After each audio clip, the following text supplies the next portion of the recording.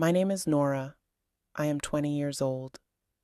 I still remember the day I first entered the hostel. My parents hugged me tightly and said, "Study well, Nora. Make us proud." I smiled, holding back my tears, not knowing that behind the walls of this beautiful building, a completely different world was waiting for me. A world filled with secrets, whispers, and fears. At first, everything looked perfect. The rooms were clean, the girls were friendly, and the warden seemed kind. But as days passed, I started noticing things that didn't feel right. Some girls would often cry silently at night, hiding their faces under their blankets. Others would sneak out of their rooms after midnight, dressed up quietly, as if going somewhere they weren't supposed to. One night, I woke up to strange noises from the corridor. It wasn't laughter. It was something else, something that made my heart race. When I peeped through the door, I saw two senior girls arguing with a man, someone who wasn't supposed to be there. He was one of the hostel guards. I quickly closed the door, my hands shaking. The next morning, everyone behaved as if nothing had happened. The same girls who had cried last night smiled like nothing was wrong. I wanted to ask, but I didn't have the courage. Later that day, my roommate Sarah whispered to me, "Nora, don't ask too many questions here. People who talk too much get in trouble." That line kept echoing in my mind. Get in trouble. Over the next few weeks, I learned that some of the senior girls were being forced to do things against their will. They were blackmailed, sometimes with pictures, sometimes with threats of being expelled. The same guard who was supposed to protect us was the one controlling them. I couldn't sleep for nights. Every time I closed my eyes, I heard whispers, footsteps, and silent cries. One evening, I saw Sarah sitting alone on her bed, tears rolling down her cheeks. I asked her what happened, and after a long silence, she said in a trembling voice, "Nora, they made me do something last night. Something I can't even talk about." I didn't know what to say. My throat felt dry, my heart heavy. I held her hand and promised that we'd get out of this place together, but she just shook her head and said, "No one escapes from here, Nora. They have eyes everywhere." From that day, my view of the hostel changed completely. I started noticing the small things, the locked doors, the cameras in hallways, the warden's cold stares. This place wasn't just a hostel. It was a prison covered in paint and flowers. One night, things got worse. The warden called me to her office and said, "Nora, I need your help. You'll meet some guests tomorrow night." Her tone was soft, but her eyes were sharp and frightening. I didn't understand what she meant, but deep inside, I felt something bad was about to happen. When I came back to my room, Sarah grabbed my hand tightly and whispered, "Don't go, Nora. Please don't go." "Why? What will happen?" I asked. Tears filled her eyes. "Because that's how it starts. First they call you for help, then you become one of them, trapped forever." That night, I didn't sleep. I sat near the window, staring at the dark sky, asking myself what I should do. Should I run away? Should I tell my parents? But if I did, they would never believe me. Everyone outside thought this hostel was a safe and respectable place. The next evening, the warden came again. "Nora, get ready," she said firmly. My heart pounded in my chest. I wanted to scream, to say no, but my voice was gone. I walked with her through the dimly lit corridor, every step feeling heavier than the last. When we reached the end of the hall, she opened a door, and what I saw inside froze my blood. There were people I had never seen before, some dressed formally, others smoking and laughing. I realized I was not called there for help, and in that moment I understood the true meaning of hidden nights in the girls' hostel. As soon as I entered that room, my legs felt weak. The air was thick with perfume and cigarette smoke.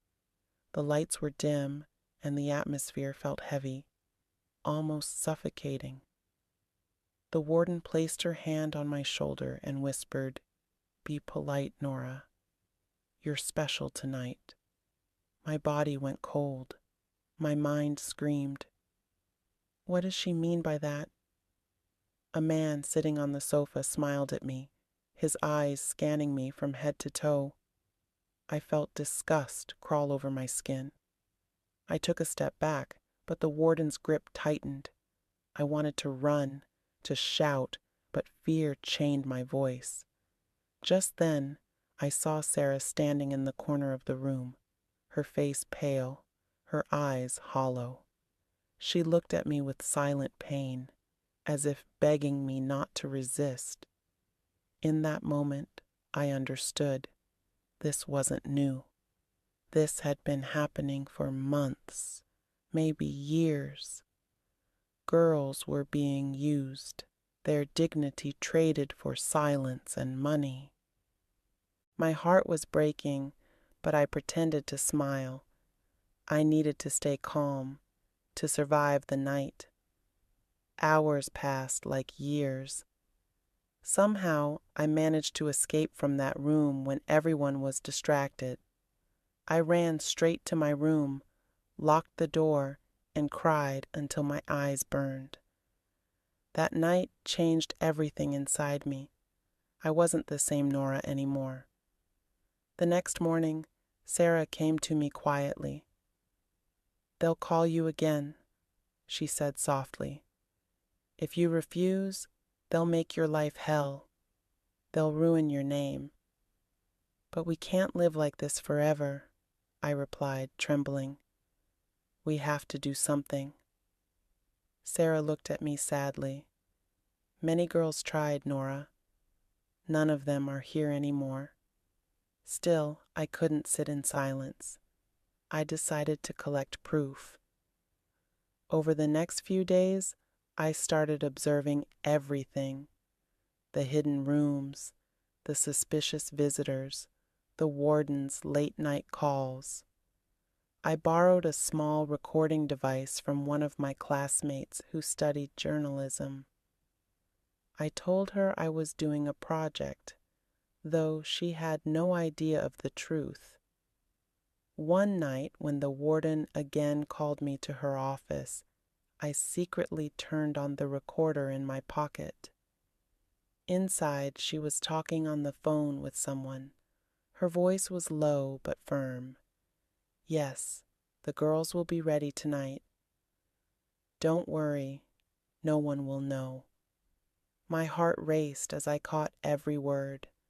That one line was enough, but before I could escape, the warden noticed something unusual in my behavior.